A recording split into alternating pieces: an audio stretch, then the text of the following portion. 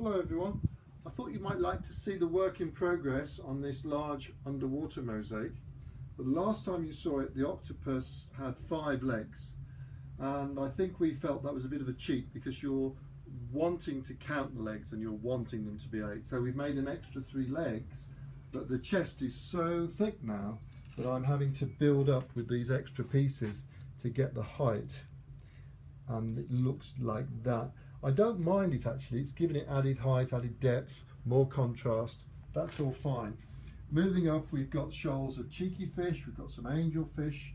These are sardines, and the idea of them going this way and that way is that they form a sort of tube, which they do in reality. Some boats, some seagulls, and then I'm going to be using these stitches tiles to create this vertical andamento, emphasising the verticality of the entire mosaic. And that's it for now.